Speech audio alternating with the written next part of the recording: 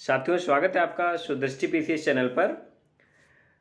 अभी तक मैं वस्तुनिष्ठ जो 60 अंक का होता है उसके अपने नोट्स को वीडियो बनाकर आप तक पहुंचा रहा था, लेकिन एक पक्ष छूट रहा था हमसे जो जीएस का 140 अंक का था।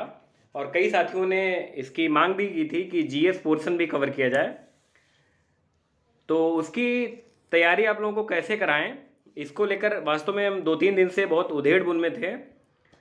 चूँकि सिलेबस बहुत सारा है, कई सारे विषय हैं उसमें, और उनको अगर हम सेटअप करके वीडियो बना के पढ़ाएंगे तो वो एक बहुत असंभव सा कार्य है, क्योंकि अब समय जो है केवल 75 दिन ही बचा है प्रारंभिक परीक्षा में। प्रारंभिक परीक्षा 1 अगस्त को निर्धारित है और मुझे लग रहा है कि ये 1 अगस्त को हो जाएगी।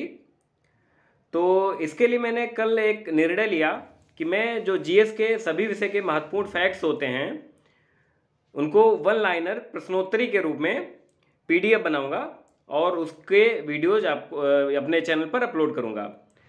चूँकि समीक्षाधिकारी जो जीएस का प्रश्न पत्र होता है 140 अंक का, उसमें 130 या 135 प्रश्न तक तथ्यात्मक होते हैं। उस पर कॉन्सेप्ट बेस्ड बहुत कम प्रश्न होते हैं, मुश्किल से 2, 4 या 5 प्रश्न होते हैं। तो इसके लिए महत्वपूर्ण हो जाता है कि जितना हो सके हम लोग हर विषय के, हर टॉपिक के फैक्ट्स पढ़ें, उनके तथ्यों को पढ़ें और बार बार पढ़ें और उन्हें याद कर लें। क्योंकि तथ्य आते हैं और तथ्य आपने अगर पढ़ रखे होंगे तो कहीं ना कहीं से आपके दिमाग में एक बार जरूर आ जाएगा कि इसका उत्तर क्या है। वीडियो प्रारंभ होने से पहले आप सब चैनल को सब्सक्राइब कर लें और बेल आइकन को दबा लीजिए, जिससे प्रतिदिन जैसे ही मैं कोई वीडियो अपलोड करूं उसका नोटिफिकेशन आपको मिल जाए और आप उससे लाभान्वित हो सकें। आइए प्रारंभ करते हैं इस जीएस की श्रृंखला का वन लाइनर प्रश्नोत्तरी का पहला भाग।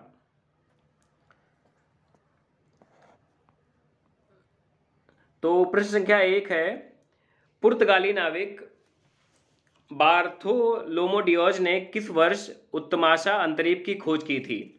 ये आधुनिक भारत का इतिहास का भाग 1 है, क्योंकि सबसे अधिक प्रश्न जो हैं वो भारत का भूगोल और आधुनिक भारत का इतिहास से ही आते हैं। तो हमने सबसे पहला जो वीडियो बनाया है वो आधुनिक भारत का इतिहास ही इसको ही उठाया है। तो पहला प्रश्न है, पुर्तगाली नाविक बार्थोलोमो डियोज ने किस वर्ष उत्तमाशा अंतरीप की खोज की थी? तो किस वर्ष की थी? 1487 ईस्वी में, 1487 ईस्वी में। दूसरा प्रश्न है, इसी उत्तमाशा अंतरीप कौन सा जिसकी खोज किसने की थी? बार्थोलोमो डियोज ने। इसका चक्कर काटते हुए वास्को डी गामा किस वर्ष कालीकट के बंदरगाह कप्पकडाबू पर उतरा? तो कालीकट का बंदरगाह, यहाँ से कई सारे प्रश्न समाहित किए हमने। इसमें देखिए प्रश्न ये भी बन सकता है कि वास्को डी गामा कालीकट के किस बंदरगाह पर उतरा था। यहाँ पर हमने खैर सन पूछा है, 1498 ईस्वी में उतरा था। तो प्रश्न ये भी बन सकता है। तो एक प्रश्न के अंदर ही कई प्रश्न हमने डाल दिए हैं। प्रश्न संख्या 3 है, भारत में यूरोपियों के आगमन का क्रम क्या है? तो भारत में यूरोपियों का आगमन हुआ, यूरोपवासियों का आगमन हुआ। उनका क्रम था, पहले पुर्तगाली आए, फिर डच आए, फिर अंग्रेज आए, इसके बाद डेनिश और फिर फ्रांसीसी। ठीक है, चलते हैं प्रश्न संख्या 4 पर। भारत में यूरोपियों द्वारा कंपनी गठन का क्रम, अभी ऊपर क्या था? यूरोपियों के आगमन का क्रम। और चौथे प्रश्न में क्या है? भारत में यूरोपियों द्वारा कंपनी गठन का क्रम। तो कंपनी गठन का क्रम क्या था? पुर्तगीज, अंग्रेज। देखिए अंतर क्या है, ऊपर पुर्तगीज के बाद डच आए हैं पहले, लेकिन कंपनी किसने पहले गठन की है? अंग्रेज ने। पुर्तगीज, अंग्रेज, डच, डेनिश और फ्रांसीसी। चलिए आते हैं प्रश्न संख्या 5 पर। कालीकट में किस हिंदू पैतृक उपाधि के राजा ने वास्को डी गामा का स्वागत किया? बहुत सारे लोगों को ये प्रश्न पता होगा और बहुत बार रिपीट भी हुआ है। उस हिंदू राजा की पैतृक उपाधि क्या थी? जमोरिन। देखते हैं प्रश्न संख्या 6, वास्को डी गामा दूसरी बार भारत कब आया? वास्को डी गामा दूसरी बार भारत कब आया? पहली बार तो ऊपर देख लिया आपने कब आया था, 1498 ईस्वी में, और दूसरी बार उसके ठीक 4 साल बाद 1502 ईस्वी में वास्को डी गामा दूसरी बार भारत आया। प्रश्न संख्या 7 देखते हैं, भारत में किसे प्रथम पुर्तगाली गवर्नर बनाया गया? भारत में पहली बार पुर्तगाली जो भारत आया था वो वास्को डी गामा था, लेकिन ये प्रथम गवर्नर नहीं था। प्रथम गवर्नर कौन था? Francisco de Almeida. भारत में पुर्तगालियों ने पहला गवर्नर किसको बनाया? फ्रांसिस्को डी अल्मीडा को। प्रश्न संख्या 8 देखते हैं, हिंद महासागर के व्यापार पर पुर्तगाली नियंत्रण स्थापित करने के लिए किसने ब्लू वाटर पॉलिसी अर्थात शांत जल की नीति अपनाई थी? जो पुर्तगाली आए थे उनमें से जो प्रथम गवर्नर था फ्रांसिस्को डी अल्मीडा, उसने एक नीति अपनाई थी, चूंकि हिंद महासागर, ये लोग अपने आप को सागर का स्वामी बोलते थे, तो उसने हिंद महासागर पर व्यापार पर नियंत्रण स्थापित करने के लिए ब्लू वाटर पॉलिसी अपनाई थी। किसने? फ्रांसिस्को डी अल्मीडा ने। प्रश्न संख्या 9, सन 1508 में चौल के समीप युद्ध में अल्मीडा किससे हारा? तो 1508 में चौल के समीप एक युद्ध हुआ था, उसमें गुजरात, मिस्र और तुर्की की संयुक्त नौसैनिक बेड़े से कौन हार गया था? अल्मीडा। अल्मीडा उसमें हार गया था। प्रश्न संख्या 10 देखते हैं, भारत में पुर्तगीजर शक्ति का वास्तविक संस्थापक अल्मीडा के बाद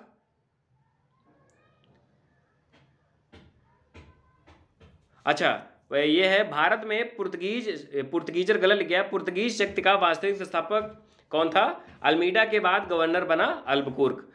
देखिए अल्मीडा जो है वो प्रथम गवर्नर था और दूसरा गवर्नर कौन था? अल्बुकुर्क। तो वास्तविक शक्ति अगर संस्थापक देखेंगे पुर्तगीजों की तो कौन था? अल्बुकुर्क था।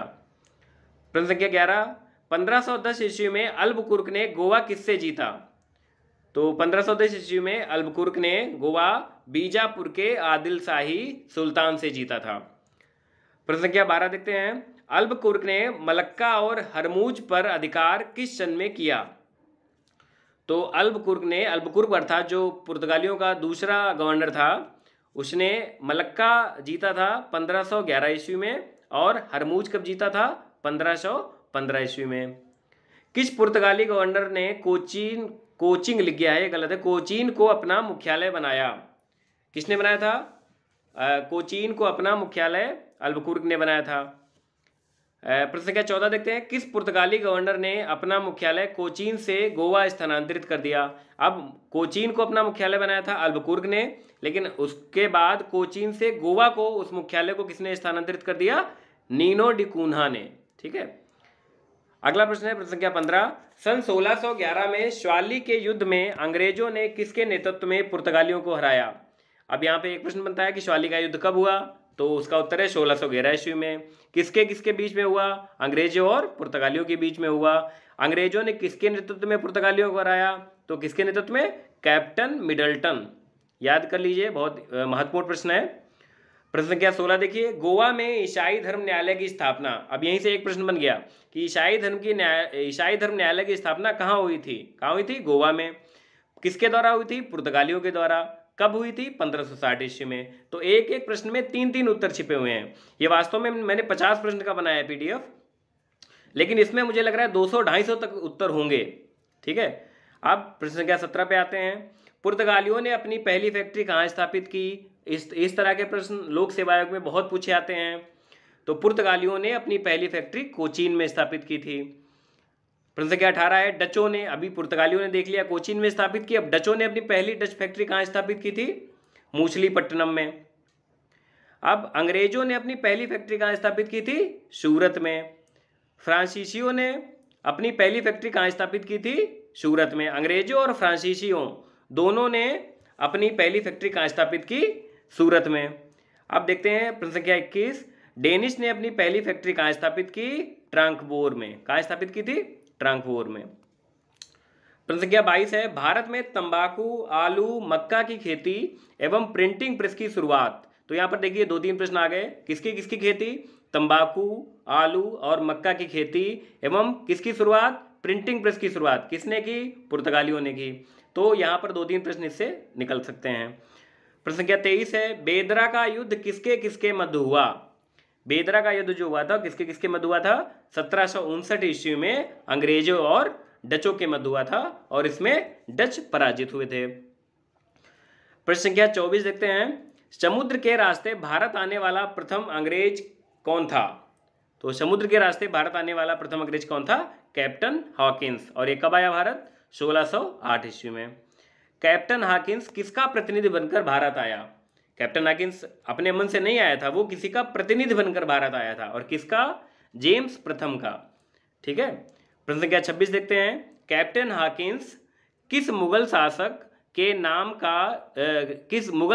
नाम जेम्स प्रथम का पत्र लेकर, किसका मतलब पत्र किसका था? जेम्स प्रथम का। और किस मुगल शासक के नाम लेकर आया था वो? अकबर के नाम। जब वो जेम्स कैप्टन हॉकिंस 1608 ईस्वी में भारत आया तो वो जेम्स प्रथम का पत्र लेकर किस मुगल शासक के नाम आया? अकबर के नाम। लेकिन जब तक वो भारत आता तब तक अकबर की मृत्यु हो चुकी थी।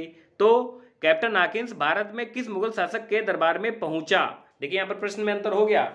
वो वहां से जब चला था तब ये टारगेट करके चला था कि अकबर के दरबार में ये पत्र लेकर हमको जाना है जेम्स प्रथम का।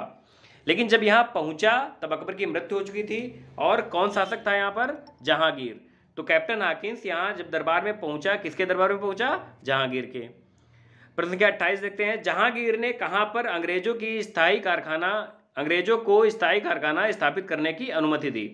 तो जहांगीर के दरबार में कैप्टन हॉकिंस आया था तो इसको सूरत में 1613 ईस्वी में जहांगीर ने एक स्थायी कारखाना स्थापित करने की अनुमति दी थी। प्रश्न संख्या 29, 1632 ईस्वी में कहाँ के सुल्तान ने सुनहला फरमान जारी किया? अब यहाँ पर दो टर्म है, एक शाही फरमान है, एक सुनहला फरमान है। ये दो फरमान जारी हुए थे।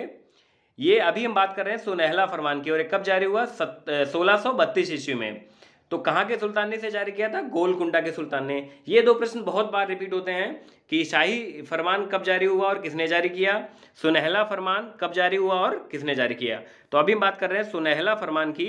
ये 1632 ईस्वी में गोलकुंडा के सुल्तान ने जारी किया। प्रश्न संख्या 30 है, पुर्तगालियों के पश्चात भारत में व्यापार करने आए डच कहाँ के निवासी थे? तो पहले तो पुर्तगाली व्यापार करने आए, इसके बाद कौन आए? डच आए। तो डच कहाँ के निवासी थे? हालैंड के निवासी थे। ठीक है, डच हालैंड के निवासी थे। और वर्तमान में हालैंड को क्या कहा जाता है? नीदरलैंड कहा जाता है। प्रश्न संख्या 31, लंदन में ब्रिटिश ईस्ट इंडिया कंपनी के गठन के समय भारत का सम्राट कौन था? तो लंदन में जब ईस्ट इंडिया कंपनी का गठन हुआ तो भारत का सम्राट अकबर था। सर थॉमस रो जहांगीर के दरबार में किस वर्ष आया? तो अभी तक हमने ऊपर देखा कि कैप्टन हॉकिंस 1608 में आया था जहांगीर के दरबार में। इसके बाद सर थॉमस रो आया जहांगीर के दरबार में कब? 1615 ईस्वी में। प्रश्न संख्या 33 देखते हैं, 1661 ईस्वी में इंग्लैंड के राजा चार्ल्स द्वितीय का विवाह किस देश की राजकुमारी के साथ हुआ? तो इंग्लैंड के राजा चार्ल्स द्वितीय का विवाह किसके साथ हुआ था? पुर्तगाल की राजकुमारी कैथरीन के साथ। और इस विवाह की खासियत थी कि इस विवाह में इंग्लैंड के राजा को बंबई दहेज में मिला था। ठीक है, ये विवाह कब हुआ था? 1661 ईस्वी में। उसके बाद आपको एक और तथ्य बता दें, 1600 आगे मैंने मेंशन भी किया है कि 1668 में यही बंबई शहर जो है इसको किराए पर ईस्ट इंडिया कंपनी को दे दिया था इंग्लैंड के राजा ने। ठीक है। प्रश्न संख्या 34, बंगाल के सूबेदार अजीमो शान ने 1698 ईस्वी में अंग्रेजों को किन 3 गांवों की जमींदारी प्रदान की थी? तो बंगाल के सूबेदार जो थे अजीमो शान, इन्होंने 1698 ईस्वी में अंग्रेजों को 3 गांवों की जिम्मेदारी प्रदान की थी। वो 3 गांव कौन कौन से थे? सुतानाती, कलिकाता और गोविंदपुर। इन तीनों गांवों को आप लोग याद कर लीजिए। परीक्षा में आ सकता है कि इनमें से कौन सा गांव नहीं था। तो ये 3 आपको पहचानने हैं और चौथे वाले पर पहचान लेना है कि ये इसका उत्तर है। ठीक है, तो 3 गांव जिसकी जिम्मेदारी प्राप्त हुई थी वो थे सुतानाती, कलिकाता और गोविंदपुर। प्रश्न संख्या 35 देखते हैं, किस मुगल शासक ने 1717 ईस्वी में शाही फरमान जारी किया? इससे पहले हमने देखा था ऊपर कौन सा? 1632 ईस्वी में सुनहला फरमान जारी किया था। किसने? गोलकुंडा के सुल्तान ने। प्रश्न संख्या 29 में लिखा है कि 1632 में गोलकुंडा के सुल्तान ने सुनहला फरमान जारी किया। अब प्रश्न संख्या 35 में देखिए, किस मुगल शासक ने 1717 ईस्वी में शाही फरमान जारी किया? वो सुनहला फरमान था और ये शाही फरमान। तो किसने जारी किया? फर्रुखसियर ने। प्रश्न संख्या 36, पुर्तगालियों को स्वाली के स्थान पर, या स्वाली एक जगह का नाम है, वहां पर किस अंग्रेज अधिकारी ने पराजित किया था? तो स्वाली में अंग्रेजों और पुर्तगालियों के बीच युद्ध हुआ जिसमें अंग्रेज जीते और पुर्तगाली हारे। तो अंग्रेज की तरफ से कौन अधिकारी था? Thomas best. उसका नाम क्या था? Thomas best. ये परीक्षा में पूछा भी जा चुका है प्रश्न। प्रश्न संख्या 37 है, वांडीवास के युद्ध में अंग्रेजों ने किसे पराजित किया? तो वांडीवास का युद्ध बहुत महत्वपूर्ण युद्ध है, बहुत बार परीक्षा में आ चुका है। ये 1760 ईस्वी में हुआ था और अंग्रेजों ने इस युद्ध में फ्रांसीसियों को बुरी तरह परास्त किया था। इसके बाद फ्रांसीसियों का पूर्ण रूप से अस्त हो गया, फ्रांसीसी कहीं पर नहीं उठ पाए। अब आते हैं बहुत महत्वपूर्ण कर्नाटक के युद्ध हैं। तो ये कर्नाटक के जो युद्ध हुए वो उनको वास्तव में आंग्ल फ्रांसीसी युद्ध भी कहा जाता है। ये किनके मध्य लड़े गए? अंग्रेजों और फ्रांसीसियों के मध्य। तो कर्नाटक के युद्ध किसके किसके बीच में हुए? अंग्रेजों और फ्रांसीसियों के मध्य, अर्थात आंग्ल फ्रांसीसी युद्ध। प्रश्न संख्या 39 है, कर्नाटक के प्रथम युद्ध की समयावधि क्या थी? अब पूछा जाता है कि किस सन से किस सन तक यह युद्ध हुआ। तो मैंने तीनों की समयावधि जो है वो एक ही साथ लिख दी है, 3 प्रश्न बना के। प्रश्न संख्या 39 में है, कर्नाटक के प्रथम युद्ध की समयावधि क्या थी? तो यह है 1746 से 1748 ईस्वी। प्रश्न संख्या 40 है, कर्नाटक के द्वितीय युद्ध की समयावधि क्या थी? तो यह है 1749 से 1754 ईस्वी। प्रश्न संख्या 41, कर्नाटक के तृतीय युद्ध की समयावधि क्या थी? तो यह सप्तवर्षीय युद्ध था और इसकी समयावधि थी 1756 से 1763 ईस्वी। इसके बाद प्रश्न संख्या 42, अब इसी कर्नाटक के तीनों युद्धों से जुड़े हुए प्रश्न है। कर्नाटक के प्रथम युद्ध का प्रमुख कारण क्या था? तो कर्नाटक के प्रथम युद्ध का प्रमुख कारण था ऑस्ट्रिया का उत्तराधिकार युद्ध। प्रश्न संख्या 43 है, कर्नाटक के द्वितीय युद्ध का प्रमुख कारण क्या था? तो प्रथम युद्ध का कारण आपने देख लिया, ऑस्ट्रिया का उत्तराधिकार युद्ध, और द्वितीय युद्ध का कारण क्या था? कर्नाटक का उत्तराधिकार युद्ध। ठीक है, अब देखते हैं प्रश्न संख्या 44, कर्नाटक का प्रथम युद्ध किस संधि के साथ समाप्त हो गया? इस प्रकार के प्रश्न बहुत आते हैं, मैच करने को आ जाता है, या इनका सन जो होता है वो दिया होता है, मैच करने को आता है कि कौन कब से कब तक हुआ। तो कर्नाटक का प्रथम युद्ध एक्स-ला-सैपिल, ये एक संधि हुई थी 1748 में, इससे समाप्त हो गया था। प्रश्न संख्या 45, कर्नाटक का द्वितीय युद्ध किस संधि के साथ समाप्त हुआ? तो अभी हमने प्रथम युद्ध देखा, एक्स-ला-सैपिल संधि से समाप्त हुआ 1748 में। द्वितीय युद्ध कब समाप्त हुआ? 1755 ईस्वी में, और किस संधि के साथ? पांडिचेरी की संधि के साथ समाप्त हुआ। अब देखते हैं प्रश्न संख्या 46, कर्नाटक का तृतीय युद्ध किस संधि के साथ समाप्त हो गया? तो कर्नाटक का तृतीय युद्ध जो है वो 1763 में एक संधि हुई थी, पेरिस की संधि, उसके साथ ही समाप्त हो गया। अब आगे कुछ महत्वपूर्ण प्रश्न और हैं। इंटरपोलर कौन थे? ठीक है, इंटरपोलर एक शब्द प्रयोग किया जाता था, किसके लिए प्रयोग किया जाता था? ये प्रयोग किया जाता था अवैध एवं अनधिकृत रूप से व्यापार करने वाले अंग्रेज व्यापारियों के लिए। तो इंटरपोलर कौन थे? अवैध एवं अनधिकृत रूप से व्यापार करने वाले अंग्रेज व्यापारी थे। 2-3 प्रश्न और महत्वपूर्ण है। प्रश्न संख्या 48 है, मद्रास की स्थापना किसने की थी? तो मद्रास की स्थापना फ्रांसिस डे ने की थी। कलकत्ता की स्थापना किसने की थी? कलकत्ता की स्थापना जॉब चार्नॉक ने की थी। और अंतिम प्रश्न है इस वीडियो का, 1661 ईस्वी में दहेज में प्राप्त बंबई को चार्ल्स द्वितीय ने ईस्ट इंडिया कंपनी को कब हस्तांतरित कर दिया? यानी इसको किराए पर दे दिया था। कब दिया था? 1668 ईस्वी में। और हमने इससे पहले बताया था आपको कि चार्ल्स द्वितीय को ये दहेज में क्यों मिला था, क्योंकि इनका विवाह पुर्तगाल की राजकुमारी कैथरीन के साथ हुआ था। इसी उपलक्ष्य में इनको बम्बई दहेज में मिला था। बहुत बहुत धन्यवाद।